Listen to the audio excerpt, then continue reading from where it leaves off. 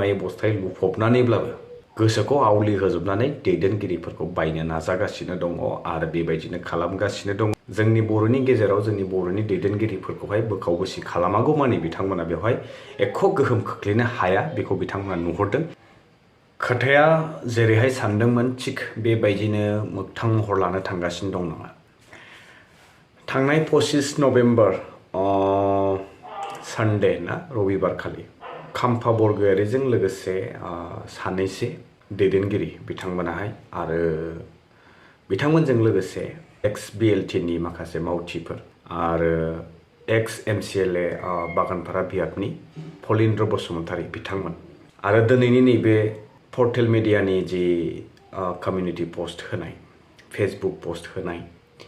जि पोस्टार मोनसे खाम्फा बरगयारिनि BPF नागारनानैहाय BJP जइन जानो थांगासिनो दं नामा, थाबैनो जइन जासिगोन नामा होननानै बे मोनसे सोंथि। दा खोथाया नङाबो होनजाया आरो नंगौबो होनजाया, बेनि कनफार्मेशन जायाखै बा बिथांमोना मा सानदों सानाखै बेखौ दा हमस' हाया। जानांगौ बिथांमोना नार्भास जादों जिहेतु सासनाव गोबाव सम थानायनि उनावहाय जेब्ला बेफोरबायदि गोहो गैयि जानानै थानो गोनां जायो बायदिसिना प्रेसार फैयो नंगौ। नाथाय आङो बिथांमोनखौ पार्टिनि लानानैहाय बुंनो सानाखै। बिथांमोनखौ एज ए इन्डिभिजुवेलसो आं मोनसे खोथा आंनि फारसे अपिनियन होनो होननानै सानो। जोंथ' साधारन मानसि। दा सोंथिया सिखाङो, सोंलुआ फैयो जे रायजो राजाफोरानो जुदि मेङाखै, माने सापर्टार्सफोरानो जुदि मेङाखैब्ला दैदेनगिरिफ्रासो मानो सिगां सिगां? दैदेनगिरिफ्रासो मानि सिगां सिगां माखौ बिथांमोनासो दिनै रायजो राजाफोरनो दिहा होनानैहाय बिथांमोनखौ लिड खालामो। दा बे लिड खालामग्रा लिडारफोरानो जुदि एसेबां लोरबांबा थारैनो बिथांमोना बै दोलाव थानायनिख्रुइ थायैआनो साबसिन नङा होमबा रायजो राजानो थारमाने। दिनै आं बुंनो सानो बिपिएफनि गोबां सापर्टार्सफोरा दासिमबो धैर्य दङ, गोसो हमथानानै दङ, जिहेतु रिजनेल पार्टिनि मोनसे सेन्टिमेन्टखौ बिथांमोना बुजिनानै दङ। नार्भास दाजा होनानै बिथांमोना दिनैसिम आखा फाखा सापर्ट होलांगासिनो दं, होबोगासिनो दं। फिथाइया मोजां थायाखै अब्लाबो सम फैगोन ना, बे दान्दिसेल' समखिनिखौनो बारग'होनो थाखाय नैबे सानैसो दैदेनगिरिफ्रा ओरैबायदि माने हुलुस थुलुस गावसिनि गेजेरावहाय माने माबा मोनसे बिराद गिदिर खहा जानो थांगासिनो दं बायदि। माने बिथांमोना सिदायैनो जोङो सरासनस्रायै बुंनो हायो बै रां थफ्ला ना, बिथांमोननो गोहोल' नङा, गोहोजों लोगोसे बायदिसिना बै थफ्लाखौ ना बेखौ हास्थायनानैसो बिथांमोना दिनै ओरै बास्लायलाय बबेथिं थाङोब्ला मोजां जागोन ना, बे मोजां जानाया रायजो राजा नों आंनि मोजां नङा एक्सुवेलि। बिथांमोना सिदायैनो फैबाय थानाय समाव जोंहा गुन्दै गैयै जाथारगोन माथो ना, बेबायदि सानैसो दैदेनगिरि दङ। आरो बेबायदि दैदेनगिरिफोरा आं जिहेतु बुंबायना बे पार्टियाव बा ओरै पार्टियाव थानायनिसाय थायैआनो साबसिन आरो बिथांमोनखौ दैदेनगिरि महरै गनायनायनिसाय गनायैआनो साबसिन। दा बेनिखायनो आङो बेखौनो बुंनो लुगैदों, गेसाव गोफोन गेद्रा फेद्राफोरा माने जोबस्रांलांगासिनो दं। बुंनो थाङोब्ला बिपिएफ दोलावहाय गोबां माने गोदान गोदान लाइमोनफोरजों लोगोसे गोदान गोदान महरफोर दिनैनि समावहाय जाखांफुगासिनो दङ। आरो निस्सय 2025नि बिसायख'थिखौ नोजोर बोनानैनो दिनै बयबो गाव गावनि लामाखौ बासिनानै थांगोन। बेवहाय बुंनो गोनां जोंहा एख' गैया बा जों बुंनो गोनां सोर ना, बुंथावनाबो नङा। थांथों गावबागाव लामा नागिरनानै बयबो गावबागाव मोनसे प्लेटफर्म नागिरनानै बासा नागिरनानैहाय थांदों। नाथाय मोनसे खोथाखौ स्पस्ट' बिथांमोना बुजिनांगौ जे दिनै बिजेपिआव साबैसे मानसिफ्रा थांनानैहाय गावनि पजिशनखौ जिबायदि रोखोमै बिथांमोना पलिटिकेल मोनसे रिजनेल पार्टियाव थाफानानै जिबायदि सनमान मोनदोंमोन, बे सनमानखौ बिथांमोना थारैनो बेबायदिनो बाहाल लाखिनो हागोन ना? जिहेतु दिनै बिजेपि दोलोनि मानगोनां बिस्वजित दैमारि बिथाङानो खुद बुंदों जे दिनैसिम बिथाङा गोबां माने मोनसे बिराद गिदिर सागर बायदिनो बिजेपि दोलोआ, महासागर बायदि दोलो। दा बेनि सासे गोजौ दैदेनगिरिनि सायाव आरो सोरबा दैदेनगिरि दंबावो, बेनि सायाव आरो सोरबा सासे दंबावो, माने बिराद गिदिर। दा बिदियावहाय बे जोंनि फिसा फेनला सानैसो जाय बिथांमोना गिदिर गिदिर सिमां नुनानै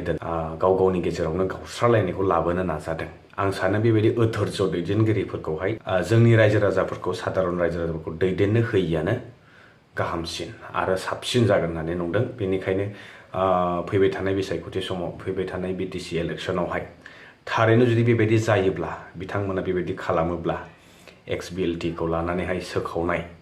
बे हाबाफारिफोरखौ मावोब्ला बिथांमोना BJP आव जयेन जानाय जे थांखि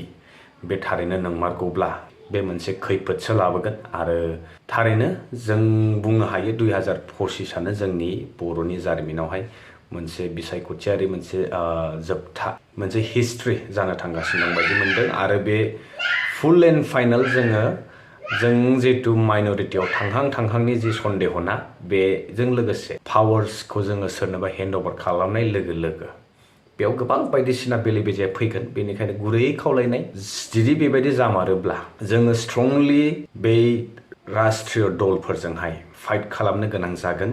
हयतोबा UPPL आरो BPF आ दिनैनि समावहाय माबा मोनसे सल्युशन दिहुनलायनानै कमप्रमाइज खालामनायनि गेजेरजों ज' जायाब्ला किन्तु BJP आ किन्तु बिराद गिदिर मोनसे स्ट्रेटेजि बानायगासिनो दङ आरो बे दिनैनि समावहाय मोगथां महर जानो थांगासिनो दं जिहेतु बिथांमोना गाव हारसिङैनो जोंनि बर'नि गेजेराव जोंनि बर'नि दैदेनगिरिफोरखौहाय बोखाव बोसि खालामागौमानि बिथांमोना बेवहाय एख' गोहोम खोख्लैनो हाया बेखौ बिथांमोना नुहुरदों बेनिखायनो बिथांमोना बबेथिं हाया बोरै हाया लागै फैसाखौनो मनायै बस्थायै लुफबनानैब्लाबो गोसोखौ आवलि होजोबनानै दैदेनगिरिफोरखौ बायनो नाजागासिनो दङ आरो बेबायदिनो खालामगासिनो दङ आरो रायजो राजाफोराथ' बेबायदिनो ना ओरै गरसे मोनबानो थाइलाय बारलाय दा बेनिखायनो जों साधारन रायजो राजाफोराबो जों पाब्लिकआबो बिराद चेतना अवेयारनेस बिराद साबधाननि गेजेरजोंसो आं बयखौबो होनाखै जाय बेबायदि सानदों ना ला आरो जा जेरै मोनो ओरैनो आखाइ फोलाव हर नाथाय नोंथाङा मोनसे खोथाखौल' गोसोआव लाखिनानै भटखौ हो जाहाथे जोंनि हारिनि फारसे जोंनि ओनसोलनि जोंनि BTCनि जोंनि BTRनि खुनु खहा जाया आंबो बिराद आंहाबो बेफोरबायदि बुंनायनि मोन्थाय गैया थेवब्लाबो आंनि साननायजों आं मोनसे बे खोथाखौ हमदांना मोनदों खाम्फा बरगयारी सार बिथांखौबो आङो नुदोंमोन जोंनि मोनसे दाबसे जायगायावहाय आं बेखौ मेनसन खालामथ'नो लुबैयाखै बिथांमोननि जे सिक्रेटलि मिटिं जाखुमानाय बेखौबो नुदों मोनथिदों एन्ड बेवहाय मोनसे इन्सिडेन्टबो जालांबावदों आं बेखौ मेनसन खालामथ'ला दा बेबायदि आरो थारैनो बेबायदि जामारोब्ला गोबां खोथा दं दा बेबायदि जुदि सोरबा सानदोंबा बेबायदि थौब्ले मेलेमनि दैदेनगिरि गावनि स्वार्थ गावनि पार्सनेल बेक्तिगत स्वार्थखौ लानानै जुदि जोंनि गेजेराव गुलाय गुजाय खालामनो नाजादोंब्ला